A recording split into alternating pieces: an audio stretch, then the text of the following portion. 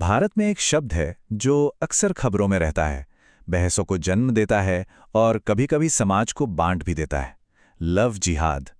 पर इस विवादित शब्द के पीछे की कहानी आखिर है क्या? चलिए आज इसे किसी की राय से नहीं बल्कि तथ्यों और सबूतों की नज़र से समझते हैं। तो सवाल यही है, क्या ये प्यार के नाम पर कोई सोची समझी साजिश है या फिर ये दो लोगों की आज़ादी पर किया जाने वाला एक हमला है? इस पूरे विश्लेषण में हम इसी बयानबाजी और हकीकत के बीच के फर्क को समझने की कोशिश करेंगे। हाँ, आगे बढ़ने से पहले एक बात बिल्कुल साफ कर देना जरूरी है। ये जो भी जानकारी हम देख रहे हैं, ये एक निष्पक्ष, कानूनी और सूचनात्मक विश्लेषण है। हमारा मकसद किसी भी धर्म या समुदाय पर उंगली उठाना नहीं है, बल्कि इस मुश्किल मुद्दे को हर नजरिए से समझना है। तो आज हम क्या-क्या जानेंगे? हम इस शब्द की शुरुआत को समझेंगे, देखेंगे कि अदालतों और जांच एजेंसियों ने क्या कहा, कुछ राज्यों में बने नए कानूनों पर नजर डालेंगे, इसके पीछे की राजनीति को परखेंगे और आखिर में सबसे जरूरी सवाल पर आएंगे, जो है सहमति का सवाल। तो चलिए शुरू करते हैं बिल्कुल शुरुआत से। हर कहानी की एक शुरुआत होती है, तो सवाल ये है कि ये लव जिहाद शब्द आखिर आया कहाँ से? और देखिए, यहीं पर सबसे पहला और सबसे बड़ा फैक्ट सामने आता है। लव जिहाद भारत के कानून की किताबों में कहीं भी नहीं है। जी हाँ, इंडियन पीनल कोड यानी आईपीसी या सीआरपीसी में इसे कहीं भी एक अपराध के तौर पर डिफाइन नहीं किया गया है। ये एक ऐसा शब्द है जिसका जन्म समाज और सियासत के गलियारों में हुआ, कानून की किताबों में नहीं। इसकी कहानी शुरू होती है साल 2009-10 के आसपास केरल और कर्नाटक से, जहां कुछ संगठनों ने ये आरोप लगाने शुरू किए कि शादी का इस्तेमाल एक हथियार की तरह किया जा रहा है धर्म बदलवाने के लिए। और बस तब से लेकर आज तक ये शब्द हमारी राजनीतिक और मीडिया की बहसों का एक अहम हिस्सा बन चुका है। लेकिन जब इस तरह के गंभीर आरोप लगे तो जाहिर है मामला देश की जांच एजेंसियों और अदालतों तक भी पहुंचा। तो सवाल यह है कि जब उन्होंने सबूतों को खंगाला तो उनके हाथ क्या लगा? सबसे बुनियादी सवाल यही था कि इन दावों में सच्चाई कितनी है। क्या जांच करने वालों को किसी संगठित साजिश का कोई भी सुराग मिला? यहां देखिए, फर्क बिल्कुल साफ है। एक तरफ दावा था एक बहुत बड़ी सुनियोजित साजिश का, और दूसरी तरफ देश की सबसे बड़ी जांच एजेंसी एनआईए का नतीजा, जिसे अपनी पूरी जांच के बाद भी इस दावे को सच साबित करने वाला कोई भी ठोस सबूत नहीं मिला। असल में भारत के सुप्रीम कोर्ट ने तो इस पर अपना नजरिया बिल्कुल साफ कर दिया था। 2018 के एक बहुत ही चर्चित हादिया केस में कोर्ट ने फैसला सुनाया था कि जब दो बालिग यानी दो अडल्ट्स अपनी मर्जी से शादी करते हैं तो ये उनकी निजी आज़ादी का मामला है और इसमें कोई और दखल नहीं दे सकता। लेकिन अदालतों के इस साफ रुख के बावजूद लव जिहाद की कहानी ने एक राजनीतिक मोड़ ले लिया। कई राज्यों ने इस मुद्दे को लेकर नए कानून बनाने का फैसला किया।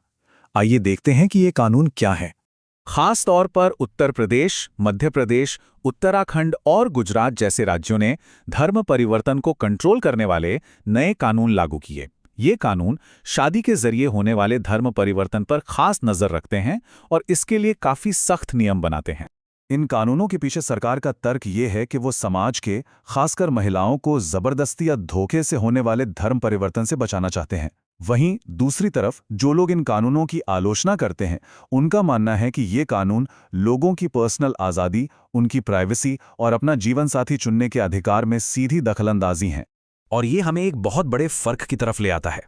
फर्क राजनीतिक बयानबाजी और जमीनी हकीकत के बीच, जिसे हम आंकड़ों से समझ सकते हैं।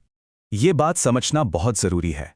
पूरे देश के लेवल पर ऐसा कोई भी सरकारी डेटा या रिकॉर्ड मौजूद नहीं है जो ये साबित कर सके कि लव जिहाद नाम की कोई संगठित साजिश सच में चल रही है।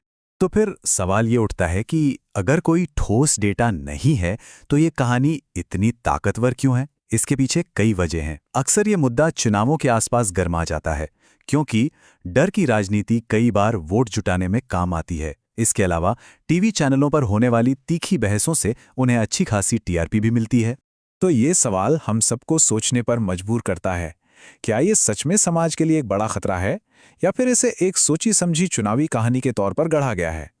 और अब हम आते हैं इस पूरी बहस के उस हिस्से पर जो किसी भी कानूनी या सामाजिक बहस के दिल में होना चाहिए, और वो है सहमति यानी रजामंदी। हमें ये पूछना होगा कि असली समस्या क्या है जिस पर कानून को अपना ध्यान लगाना चाहिए। क्या हर उस शादी पर शक करना सही है जिसमें लड़का लड़की अलग अलग धर्म के हों, या फिर असली अपराधों पर ध्यान देना जरूरी है। हमारा कानून इस बारे में बिल्कुल साफ है कि अपराध क्या है।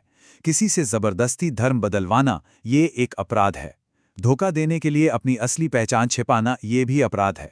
किसी को ब्लैकमेल करना भी अपराध है, लेकिन सिर्फ इसलिए किसी शादी को शक की नज़र से देखना क्योंकि वो दो अलग धर्मों के लोगों के बीच हुई है, ये अपराध नहीं है। और सबसे बढ़ के किसी महिला के अपना जीवन साथी चुनने के अधिकार को छीनना उसके मौलिक अधिकारों के खिलाफ है। तो आखिर में सारी बात यहीं आकर रुक जाती है। लव जिहाद एक ऐसा शब्द है जिसमें सियासत का रंग बहुत गहरा है, लेकिन हकीकत कहीं ज्यादा उलझी हुई है। जहां जबरदस्ती है, जहां धोखा है, वहां कानून को सख्ती से अपना काम करना चाहिए, लेकिन जहां रजामंदी है वहां आज़ादी को सबसे ऊपर रहना चाहिए। इसीलिए असली सवाल धर्म का नहीं है, असली सवाल यह है सहमति है या नहीं। अगर आपको हमारा ये विश्लेषण पसंद आया तो इस चैनल को सब्सक्राइब करें और इस वीडियो को शेयर करें ताकि सही जानकारी और लोगों तक भी पहुंच सके।